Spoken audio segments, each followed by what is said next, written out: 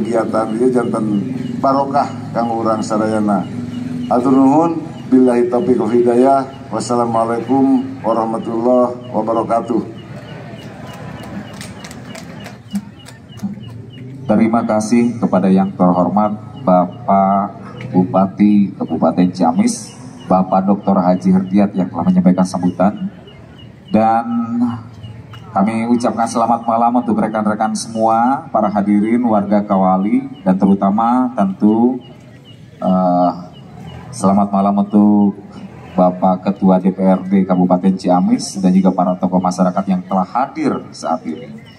Baik, berikutnya akan disampaikan pendaran sejarah Kawali yang akan disampaikan oleh Kang Pandu Radea. Kang Pandu Radea ini asli dari Kawali, salah seorang penggagas Nyiar Lumar di tahun 1998, dan malam hari ini beliau akan disertai oleh rekan-rekan dari Gamelan Ki Pamanah Rasa, akan memedar sejarah Kawali secara singkat. Dan Kiai Pamanah Rasa ini adalah, atau Gamelan Ki Pamanah Rasa ini berasal dari Sakola Motekar, Kabupaten Ciamis, merupakan peraih juara 1 nasional Festival Gamelan Kiai Kanjeng 2022. Baik, kita simak bersama pendaran sejarah Kawali dari Kang Pandu Radea bersama Ki Pamanah Rasa. Dipersilakan.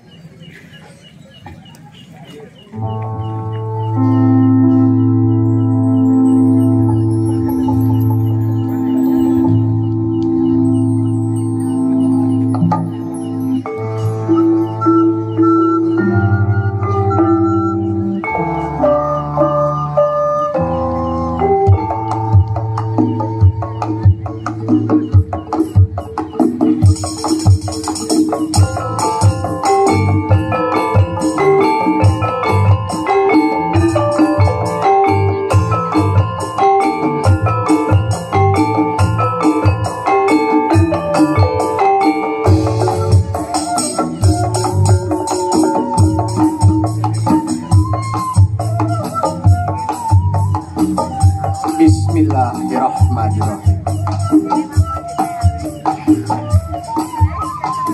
Kalayan nyebat asmaning Allah nu maha welas tur heman, nu ngawasa makhluk sajagat kabeh, pun sapun kasangrumuhun, nu ngayuga astadik palaka, nadajiat pangraksa, sejamedar carita tuturus para karuhun, luluhur urang sakabeh. Inilah dayeuh Kawali, setitik surga yang jatuh di tanah Galuh, tanah para raja, Purasaba Bobi Sunda. Riwayatnya dituliskan para Mahakawi pada Serat Lontar dan Galuang agar dikenang hingga masa mendatang. Miturut carios negara Kertabumi, mitutur carita paranyangan Jawa Kulon, datrat di Kidung Sundayana, tahun 1333 Masehi. Kawali menjadi puseur Tatar Sunda, ibu kota kerajaan Sunda Galuh yang agung.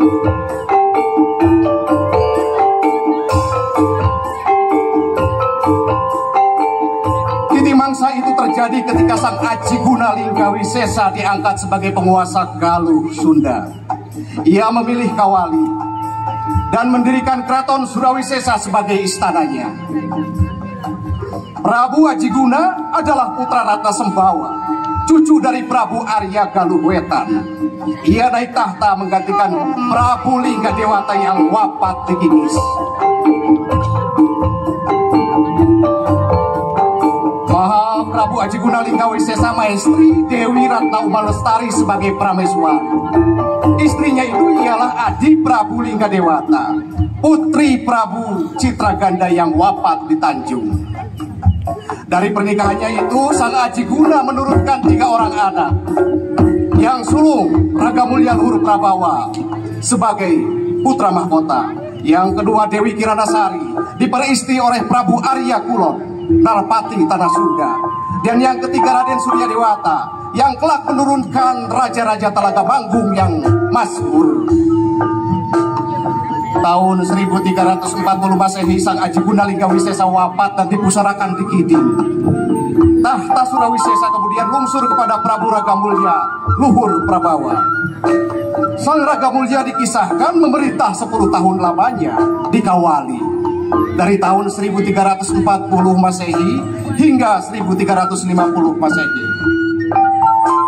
Sang Ragamulya selanjutnya menurunkan 2 orang putra, yaitu Sang Linggabuana dan Budisora Suradipati. Linggabuana telah menjadi adipati selama 7 tahun lamanya ketika kakeknya berkuasa. Dan ia menjadi Maha Menteri selama 10 tahun lamanya ketika ayahnya berkuasa. Lajuning waktu, pada tahun 1350 Masehi, Prabu Ragamulya Luhur Prabawa wafat di Kawali. Maka Sang Linggabuana mewarisi tahta keraton Surawisesa. Ia dinobatkan pada tanggal 14 Parok Peteng bulan Palguna tahun 1272 Saka atau 1350 Masehi dengan gelar Maharaja Linggabuana Wisesa. Mahaprabu Linggabuana memerintah Sunda Galuh di Kawali dengan adil bijaksana. Sang Prabu ialah penghayat Sang Hyang Watang Agung, pengamal Sang Hyang Siksakanda, dan teguh menjalankan Purbatisni Purbajati, warisan Sang Wretikan Dayun, pendiri Galuh Mahardika. Mahaprabu Linggabuana menikah dengan sepupunya sendiri, Dewi Rara Lisning namanya. Ia adalah putra Prabu Arya Kulon dan Dewi Kiranasari. Dari Sang Prameswari, Sang Prabu Linggabuana memiliki beberapa orang anak. Yang sulung seorang putri cantik jelita bernama Dewi Citra Resmi atau Diah Pitaloka, lahir tahun 1339 Masehi. Yang kedua dan ketiga wafat saat masih bayi. Dan yang bungsu bernama Niskala Wastu Kancana, lahir tahun 1348 Masehi. Periode pemerintahan Prabu Linggabuana di Kawali sejaman dengan berkuasanya Sri Rajasa Hayam Wuruk di Majapahit. Dikisahkan sang penguasa Wilwatikta berhasrat memiliki permaisuri. Ia mendengar tentang kecantikan Putri Citra Resmi dari Tatar Galuh. Sang Prabu akhirnya jatuh cinta setelah melihat lukisan Sang Dewi yang digambar oleh Raden Sungging Prabangkara ketika berkunjung ke Surawisesa. Kidung Sundayana menceritakan Sang Prabu Hayam Wuruk segera mengutus Mantri Madu ke Kawali untuk meminang sang putri. Dan Sang Prabu Linggabuana menerimanya dengan senang hati. Majapahit adalah kerajaan yang masyhur kala itu, dan pernikahan putrinya akan mengangkat derajat kerajaan Sunda di Nusantara, sekaligus mempersatukan kembali kekerabatan antara Sunda dan Majapahit. Serat Carita Parayangan Sakang Jawa Kulon menuliskan tentang kekerabatan Sunda Majapahit. Disebutkan bahwa Rakyat Wijaya, sang pendiri Majapahit, adalah putra pasangan Pangeran Jayadharma dan Dewi Naramurti. Pangeran Jayadharma adalah putra Prabu Dharma Siksa, Raja Sunda yang masyhur. Sedangkan Dewi Naramurti adalah putra Diah Lembutal, senapati perang Sang Wirenglaga dari kerajaan Singosari yang terkenal. Setelah mendirikan kerajaan Majapahit tahun 1293 Masehi, Raden Wijaya mengunjungi kakeknya di Tatah Sunda. Hal itu dilakukan sebagai dharma bakti, sekaligus untuk mempererat tali persahabatan, tali kekeluargaan antara Sunda dan Majapahit. Pada pertemuan itu Sang Dharma Siksa memberikan wasiat kepada Rakyat Wijaya. Hauya tasira kedoa tawa marak ngaliti bumi Sunda. Mapan mus kina liliran ring kisanak irat laha yang ngus angamasi. Janganlah kamu berkeinginan menguasai bumi Sunda, karena telah diwariskan kepada saudaramu bila aku telah meninggal. Ikang sayogianya Raja Jawa lawan Raja Sunda, Parasparo, Pasar Panah, atau tundang tangan, silih asih, pantaraning paduduk. Sudah seharusnya Raja Jawa dan Raja Sunda saling berbagi, bergandengan tangan, saling mencintai di antara sesama saudara. Yatan yantan perati bandengnya kerawati Raja Soang-soang, yatan yan sidah kita suka. Karenanya janganlah berselisih dalam memerintah kerajaan masing-masing. Bila demikian akan mencapai keselamatan semuanya.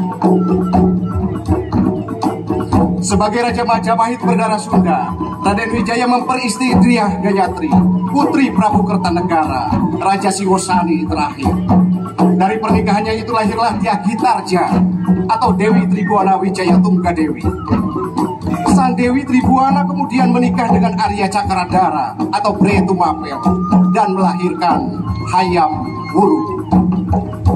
Maka dengan demikian Hayam Wuruk juga memiliki darah Sunda dari kakeknya, yaitu Raden Wijaya.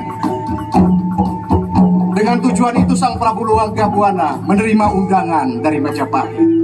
Ia sekeluarga bertolak berlayar ke Wilwatikta dengan membawa harapan besar menyandingkan putrinya sebagai permaisuri dari Prabu Hayam Wuruk.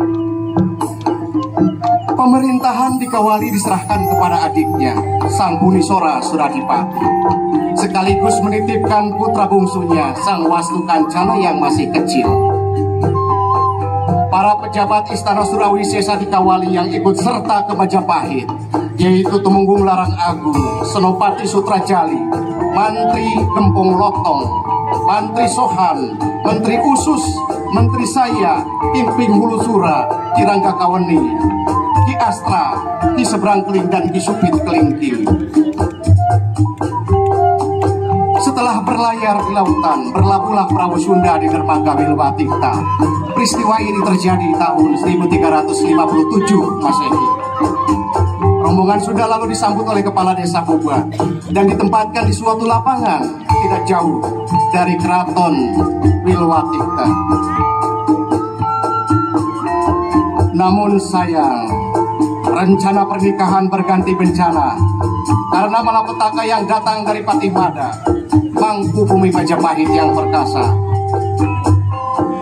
Negara Kertabumi menceritakan kepada utusan Sunda yang menemuinya, Patihmada menyatakan bahwa sesungguhnya Dewi Citra resmi akan dijadikan persembahan upeti kepada Bre Majapahit. Tentu saja Sang Prabu Linggabuana menolak keinginan Patih itu. Patihmada menjadi murka dan seketika mengerahkan pasukan Bayangkara dalam jumlah yang besar dan lengkap persenjataannya.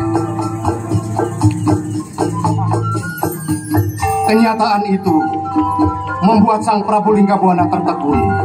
Sungguh suatu keadaan yang tidak terbayangkan. Rombongannya hanya berjumlah puluhan orang.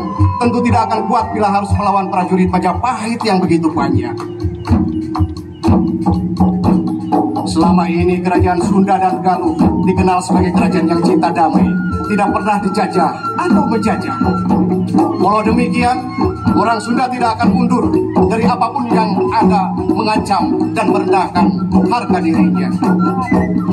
Ancaman Patihmada telah melukai dan menghina harga diri orang Sunda. Maka tidak ada pilihan lain. Prabu Linggabuana dan rombongannya memantapkan hati. Lebih baik mati berkalang tanah daripada hidup terhina dan terjajah. Akhirnya perang pun pecah. Banyak prajurit Majapahit yang tewas. Namun akhirnya, karena kalah jumlah, Sang Prabu dan semua anggota rombongannya satu persatu berlayar di medan perang.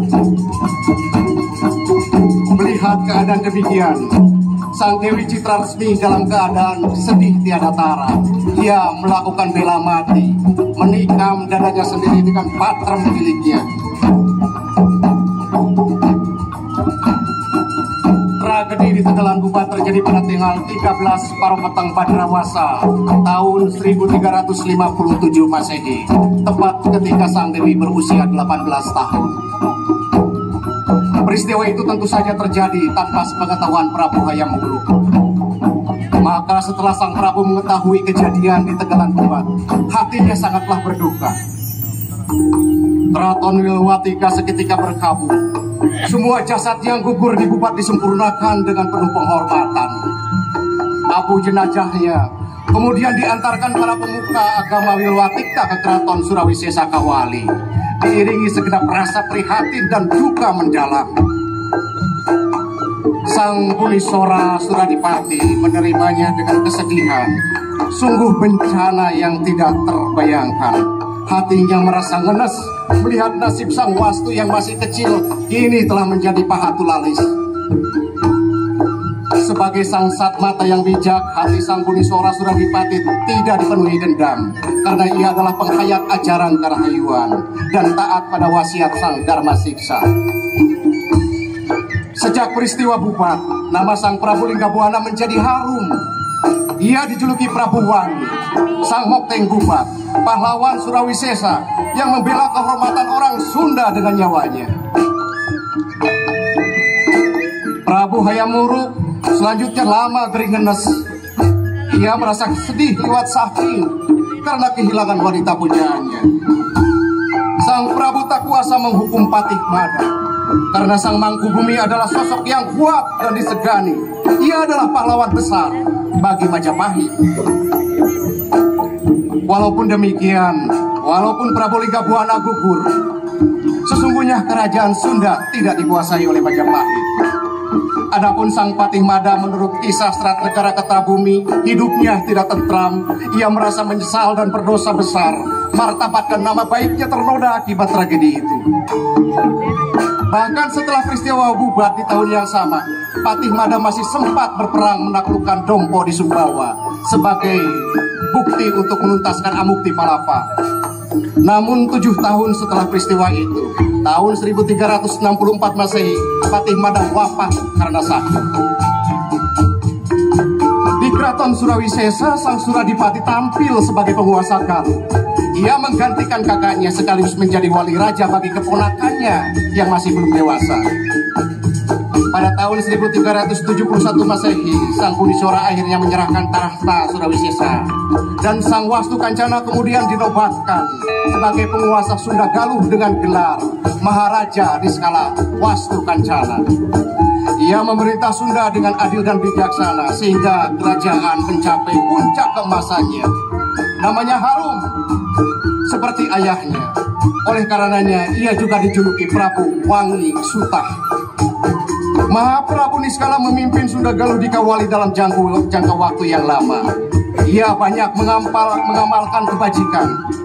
Semua makhluk merasa tentram di bawah kepemimpinannya. Maka ia juga dijuluki Prabu Resi Buana Tunggal Dewata. Pada tahun 1475 Masehi, sang Prabu Wastu wafat dalam usia 104 tahun. Namanya kemudian diabadikan, ditulis dalam beberapa prasasti peninggalannya sebagai fakta yang tak terbantahkan.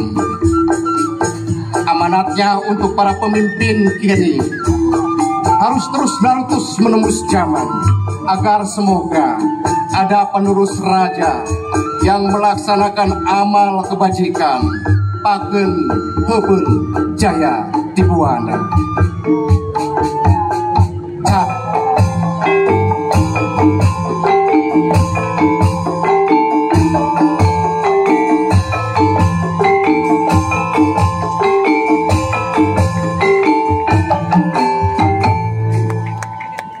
Atur nuhun.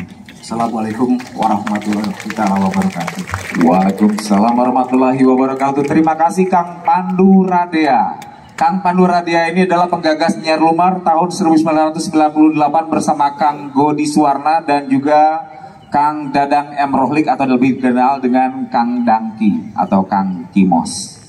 Baik, gamelan Ki Pamanah Rasa telah mengiringi Kang Pandu Radea dan saat ini tiba saatnya pada sesi akhir dari ngawalan atau tahapan pertama pada kegiatan Nyerlumar yaitu ngawalan, dan sesi akhirnya adalah nanti ada prosesi pemberangkatan dengan dinyalakannya obor utama sebagai penuntun untuk obor-obor berikutnya berjumlah 13, dan nanti penyerahannya akan dilakukan dengan prosesi yang akan diserahkan oleh yang terhormat. Dimohon kesediaannya kepada Bapak Bupati Ciamis untuk menyerahkan obor utama kepada 12 tokoh termasuk panitia dan juga Dinas Kebudayaan dan Pemuda dan Olahraga, untuk kemudian melangkah dari pusat kota Kawal ini menuju situs Astana Gede. Tetapi sebelumnya, untuk keberkahan kita malam hari ini, untuk segala pengharapan kita dan cita-cita malam hari ini, semoga segala sesuatunya diberkahi oleh Allah SWT.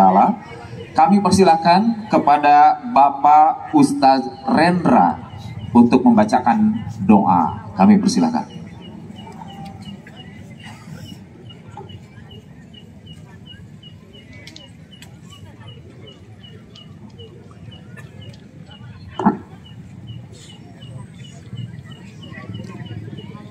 Assalamualaikum warahmatullahi wabarakatuh. A'udzu billahi minasyaitonir rajim. Bismillahirrahmanirrahim. Allahumma shalli ala sayyidina Muhammadin wa ala alihi wa sallim. Amin ya Allah ya rabbal alamin. Bismillahirrahmanirrahim. Alhamdulillahirabbil alamin. Hamdan syakirin hamdan na'imin hamdan yuwafi ni'amahu wa yukafi'u mazidah. Ya rabbana lakal hamdu kama yanbaghi li jalali wajhika karimi wa 'azmi sultanik. Allahumma shalli ala sayyidina Muhammadin wa ala alihi wa sahbihi wa sallim. Allahumma inna nas'aluka salamatan fid dini wa afiyatan fil jasadi wa ziyadatan fil 'ilmi wa barakatan fil rizqi wa taubatan qabla al-maut wa rahmatan inda al-maut wa maghfiratan ba'da al-maut. Allahumma hawin 'alaina fi sakaratil maut wa najata minan nari wal afrahi 'inda al-hisab. Rabbana la tuzigh qulubana ba'da idh hadaitana wa hab lana min ladunka rahmatan innaka antal wahhab. Rabbana ya Rabbana taqabbal minna innaka antas samiul 'alim wa tub 'alaina innaka antat tawwabur rahim. Rabbana hab lana min azwajina wa dhurriyyatina qurrata a'yun waj'alna lil muttaqina imaman. Rabbana ya Rabbana zalamna anfusana wa illam taghfir lana wa tarhamna lanakunanna minal khasirin. Allahumma iftah lana abwaaba fadlika wa ansur 'alaina min hajaini rahmataka bi rahmatika ya arhamar rahimin. Wa la haula wa la quwwata illa billahil 'aliyyil 'azim. Rabbana atina fid dunya hasanah wa fil akhirati hasanah wa qina adzabannar. Wa sallallahu ala sayyidina Muhammad wa ala alihi wa sahbihi wa barik wa sallim. Subhana rabbika rabbil izzati amma yasifun wassalamun alal mursalin walhamdulillahi rabbil alamin. Al-Fatihah. A'udzu billahi minasyaitonir rajim. Bismillahirrahmanirrahim. Alhamdulillahi rabbil alamin arrahmanir rahim maliki yaumiddin. Iyyaka na'budu wa iyyaka nasta'in. Ihdinas siratal mustaqim siratal ladzina an'amta 'alaihim ghairil maghdubi 'alaihim waladdallin. Rabbighfir lana. Assalamualaikum warahmatullahi wabarakatuh. Waalaikumsalam warahmatullahi wabarakatuh.